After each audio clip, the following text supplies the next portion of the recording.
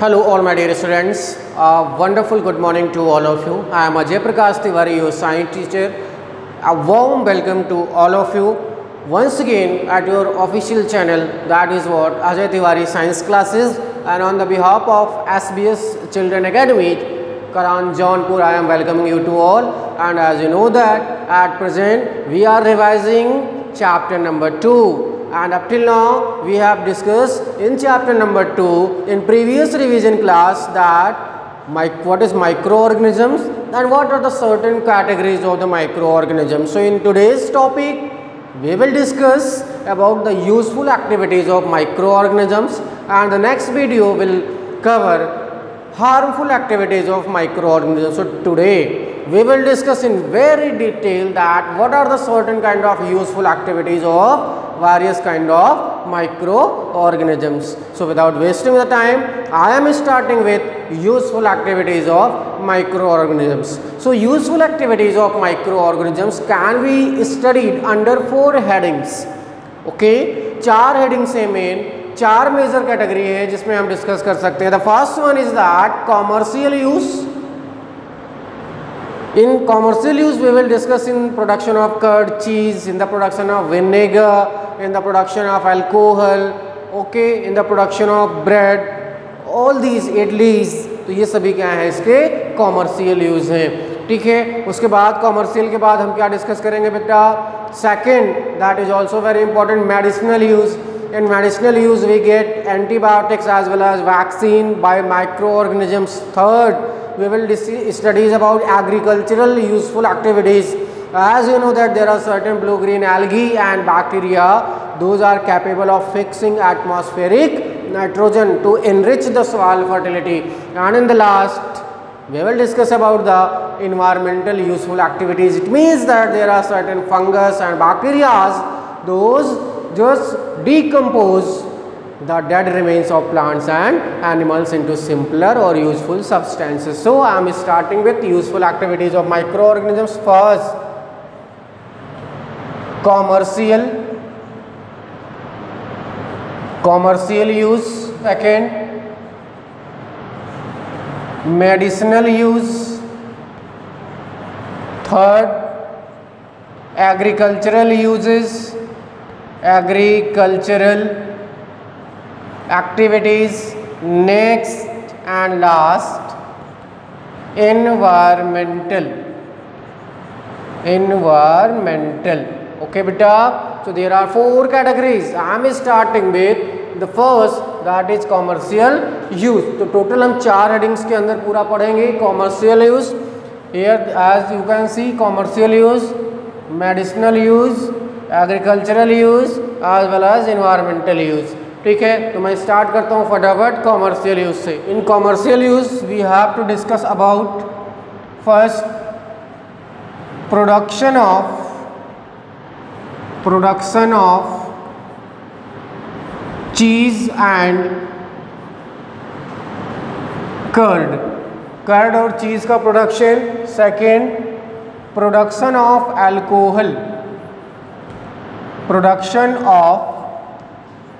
Alcohol.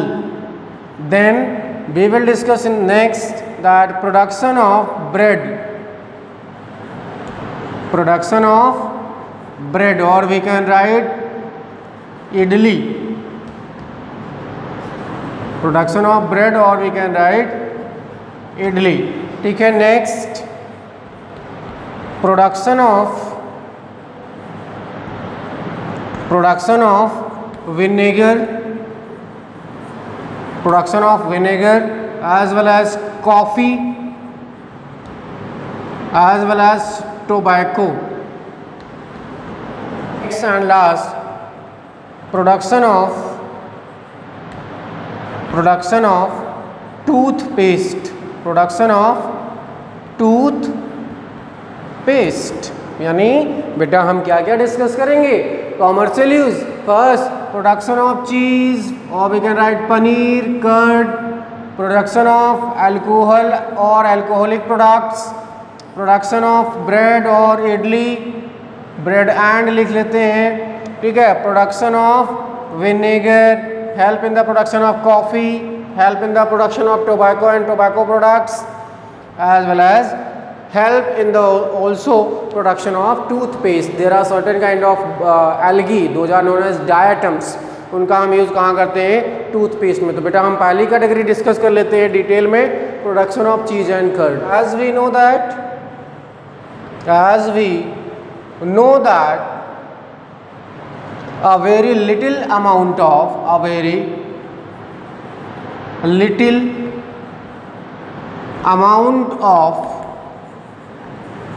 curd, or we can write lemon, is added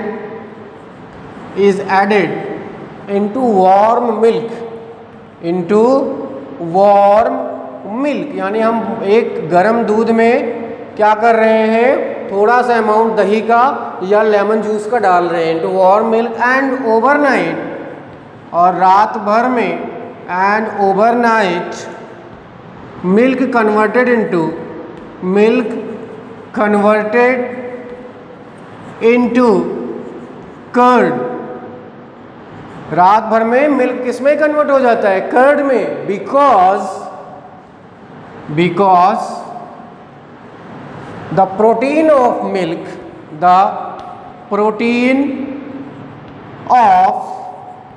milk, उस milk protein का क्या नाम है? Casein. The protein of milk that is casein coagulates, यानी जम जाती है, एंड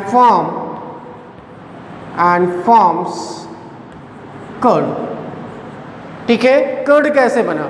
आपको पता है, थोड़ा सा लेमन जूस या एसिड, या हम कह सकते हैं थोड़ा सा दही या मट्ठा, हम एक गर्म दूध में जो हल्का सा गर्म होता है उसमें डाल देते हैं. डालने के बाद रात भर में वो क्या होता है, सुबह जब हम देखते हैं तो वो कन्वर्ट हो चुका होता है दही में. ऐसा क्या हो जाता है? कौन सा जादू हो जाता है बेटा? जादू ये है कि मिल्क में एक प्रोटीन होती है जिसको हम कहते हैं casein, and that casein protein got converted into curd after coagulation. अब आप कहेंगे सर उसका कोऑगुलेशन क्यों होता है भाई? तो वो हम आपको अब बताने जा रहे हैं.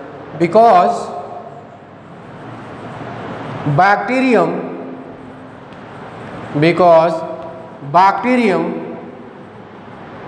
present in the curd, कौन सी?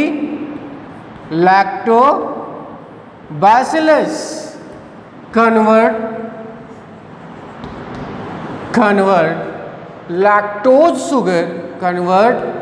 lactose sugar into lactic acid. ठीक है. कहने का मतलब जो आपके किसमें, कर्ड में एक बैक्टीरियम होता है लैक्टोबैसिलस, ये क्या करता है? जो लैक्टोज शुगर होती है उसको लैक्टिक एसिड में कन्वर्ट कर देता है, जिसे आप क्या कहते हो? फर्मेंटेशन भी कहते हैं. Convert lactose sugar into lactic acid and provide acidic medium for the coagulation. ये कोआगुलेशन क्यों हुआ? क्योंकि कर्ड में एक बैक्टीरियम था, उस बैक्टीरियम में ने क्या किया? जो लैक्टोज शुगर थी उसको लैक्टिक एसिड में कन्वर्ट कर दिया और एसिडिक मीडियम क्रिएट कर दिया. उस एसिडिक मीडियम के क्रिएशन के फलस्वरूप जो केसीन प्रोटीन थी मिल्क की, वो किस में कन्वर्ट हो गई, या उसका क्या हो गया? कोआगुलेशन हो गया. ठीक है बेटा. तो this was all about the formation of curd. Now let's quickly discuss about the formation of cheese. The production of cheese, or we can write paneer, also involve the use of bacterium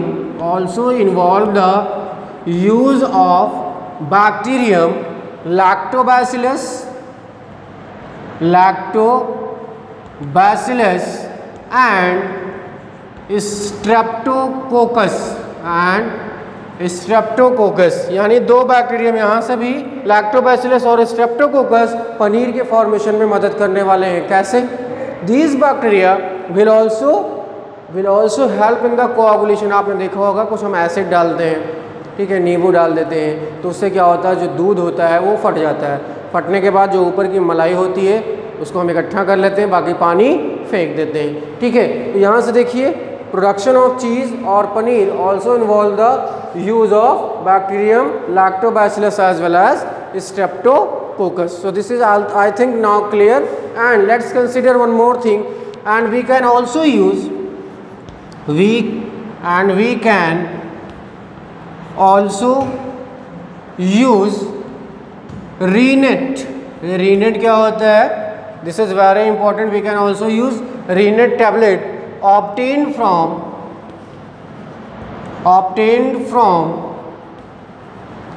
stomach of young cattle makes the process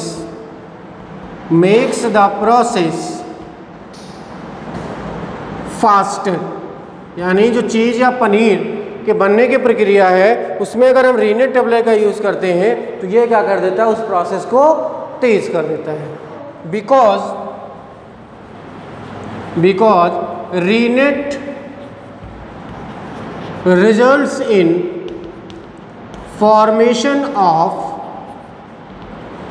lactic acid, यानी rennet क्या करता है, lactic acid को बनाने में help करता है। So this was all about the formation of curd, cheese और paneer. Now in the note we will discuss one more important thing, that the process of conversion of sugar into alcohol with the help of yeast is known as fermentation. बचपन से पढ़ते आ रहे हो आप, तो लिख लेते हैं। 100 रुपीज़ की 100 रुपए की नोट हमने लगाई, क्या लिखा, इसका मतलब इंपॉर्टेंट है, the process of conversion of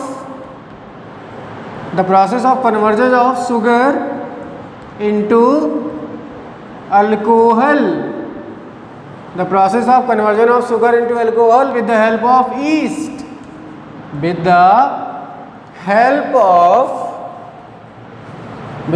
of yeast is known as what, fermentation। यानी शुगर का अल्कोहल में कन्वर्ट हो जाना बेटा क्या होता है, फर्मेंटेशन। कैसे, मान के चलते हैं ये क्या थी, शुगर, किस में कन्वर्ट हो गई, अल्कोहल में। किन भाई साहब ने मदद किया, ईस्ट ने। इसको आपने क्या कहा, फर्मेंटेशन। उम्मीद है समझ गए होंगे। अब बात करते हैं second commercial use, production of alcoholic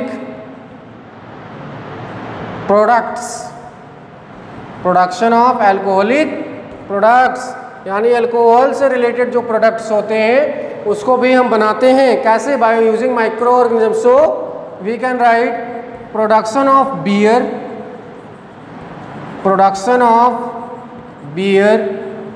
production of wine from barley मतलब बाजरा, ग्रैप्स, हेल्प ऑफ माइक्रोब्स। कैसे, ईस्ट, बाय द प्रोसेस, अभी ऊपर मैंने लिखा बाय द प्रोसेस फर्मेंटेशन, यानी फर्मेंटेशन प्रोसेस से बेटा हम क्या कर लेते हैं, बियर का और रम, वाइन, वोडका, जो भी हैं कैटेगरीज, ठीक है, देसी विदेशी जितने भी तरह की अल्कोहलिक प्रोडक्ट्स हैं, अल्कोहल या मदिराएं हैं, सबको हम माइक्रो ऑर्गेनिजम्स की हेल्प से बनाने का काम करते हैं। अब हम देखेंगे प्रोडक्शन ऑफ ब्रेड, ठीक है। तीसरा, मेकिंग ऑफ ब्रेड, यानी ब्रेड बनाने में। सो द प्रोसेस इन्वॉल्व, इस प्रोसेस में होता क्या है, द प्रोसेस इन्वॉल्व व्हाट, क्या इन्वॉल्व होता है, kneading a mixture of flour, sugar, salt. yeast and water in dough। यानी हम करते क्या है, मेकिंग ऑफ ब्रेड क्या होता है, इस प्रोसेस में हम क्या करते हैं, नीडिंग करते हैं। नीडिंग किसकी, जो एक मिक्सचर होता है जिसमें फ्लोर होता है, sugar, salt, east and water, और क्या बना लेते हैं, डो। यानी हमने क्या किया, एक मिक्सचर जो रेडीमेड था हमारे पास, फ्लोर का था, शुगर का था, सॉल्ट का था, ईस्ट का था, और इसके साथ साथ वाटर था, इसको हमने क्या किया, नीडिंग, और नीडिंग करने के बाद क्या बनाया, डो। और उस फिर डो से क्या बनने वाला है, उस डो से फिर बनेगा कौन, ब्रेड। कैसे,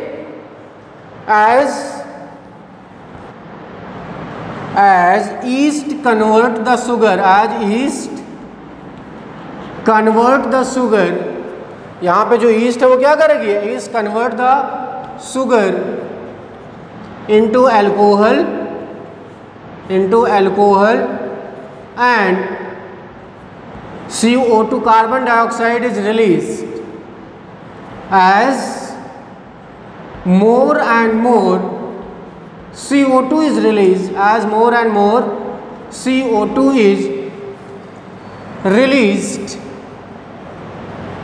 dough become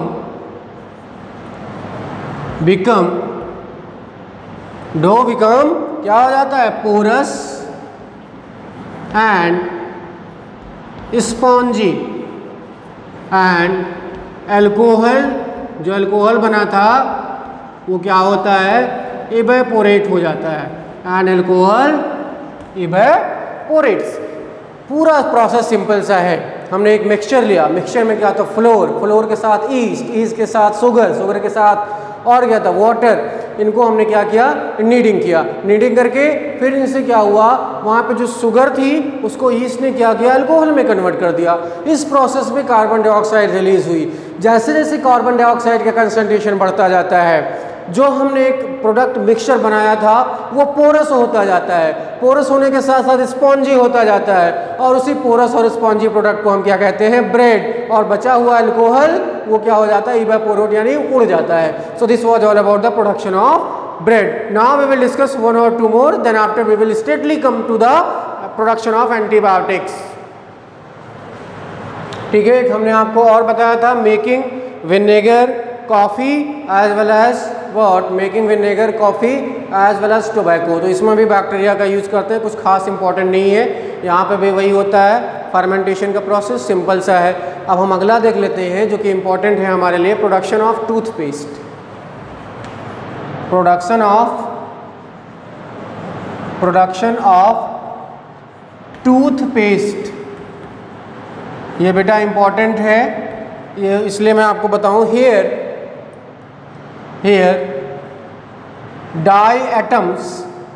डाइएटम्स ये क्या होता है, a form of algae is used in the production of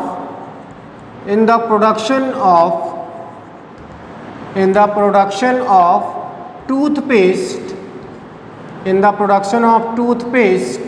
because of its cleaning property, इसकी साफ सफाई वाली आदत के कारण इसका हम यूज़ कहाँ करते हैं, इसका यूज़ करते हैं प्रोडक्शन ऑफ टूथपेस्ट में। So this was all about the production of toothpaste. एक और डिस्कस कर लेते हैं, we will discuss the B category, medicinal use of microorganisms. So in medicinal use we use microbes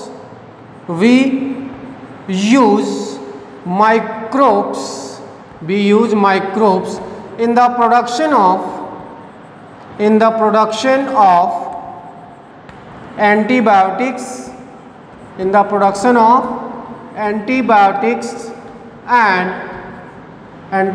and vaccine। ठीक है, तो पहली कैटेगरी यहाँ से देखो, फर्स्ट एंटीबायोटिक्स ये क्या होती हैं, these are the effective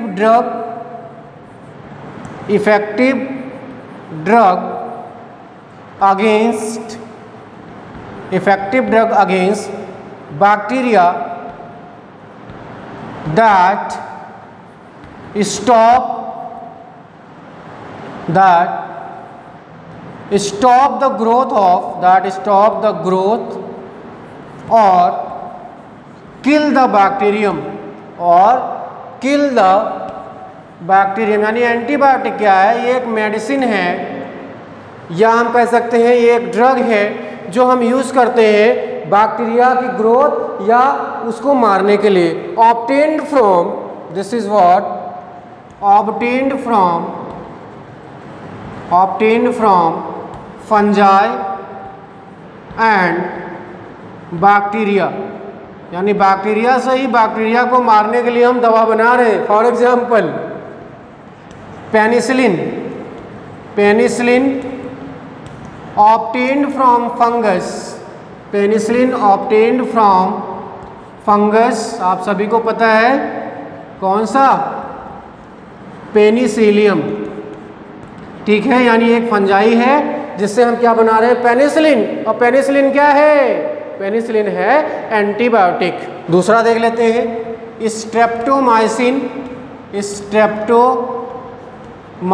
and tetracycline, streptomycin and tetracycline obtained from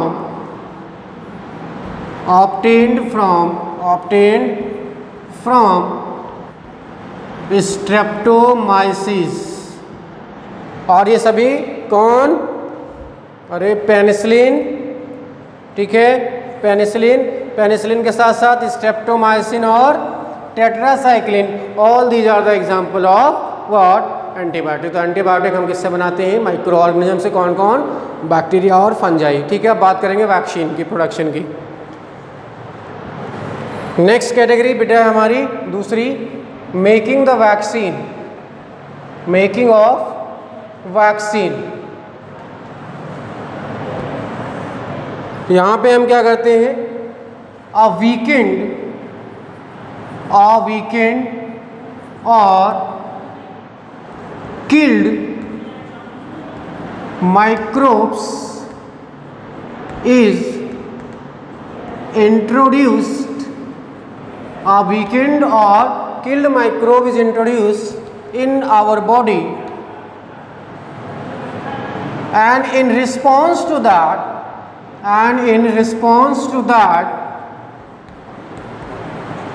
antibodies are formed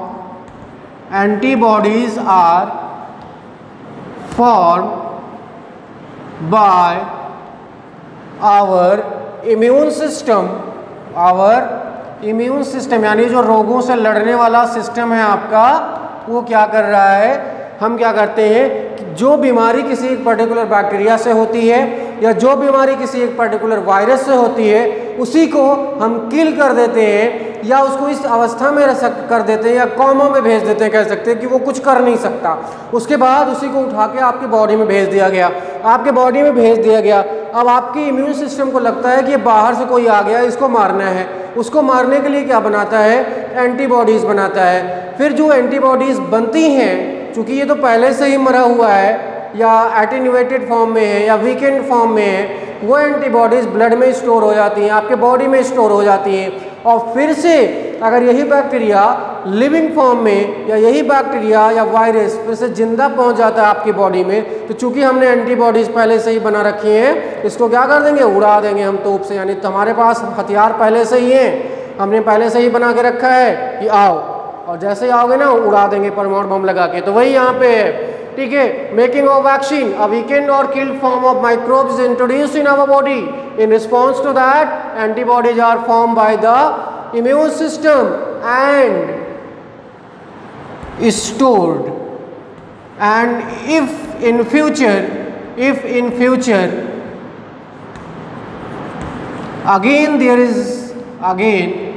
this microbes enter in our body,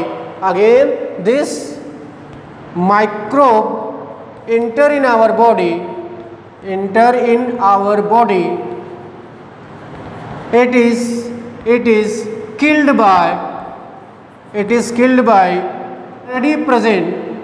already present antibodies ठीक है बेटा, कॉन्सेप्ट आप समझ गए होंगे। सिंपल सा है कि वैक्सीन क्या होती है। वैक्सीन में हम करते क्या हैं, एक एटेन्यूएटेड फॉर्म या वीकेंड फॉर्म या किल्ड फॉर्म जो होता है माइक्रोब्स का, उसको हम बॉडी में भेजते हैं। उसके रिस्पॉन्स में हमारे इम्यून सिस्टम ने एंटीबॉडी बना ली, वो एंटीबॉडी हमारे बॉडी में सेव हो गई। फ्यूचर में अगर वही फिर से इन्फेक्शन होता है तो उसको मार दिया जाता है। So this was all about the medicinal use. Now we will discuss about the agricultural use. यहाँ से देखते हैं C category, agricultural uses. Agricultural use में आपको पता है there are certain bacteria, bracket में लिख लो example rhizobium and blue green alga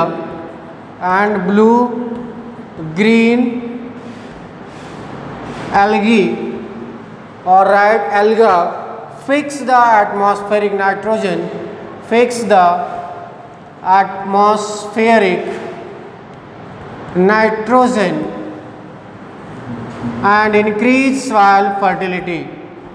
and increase soil fertility। कुछ ऐसे ब्लू ग्रीन एल्गी जैसे आपको नोस्टॉक, एनावीना और कुछ बैक्टीरिया जैसे rhizobium, Azotobacter, Nitrobacter, Nitrosomonas, clostridium, all these are helping in the fixation of the nitrogen from the atmosphere to the soil and ultimately enhancing or increasing the soil fertility। Last में देखेंगे D, environmental uses,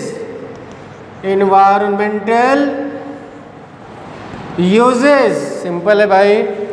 bacteria and fungi act as decomposer and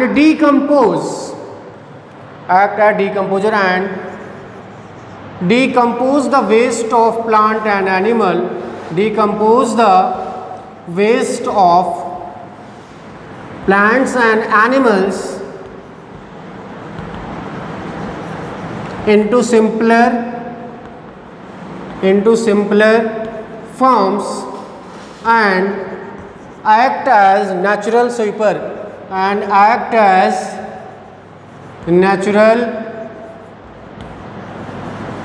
यानी God का creation बेटा वास्तव में बहुत perfect है।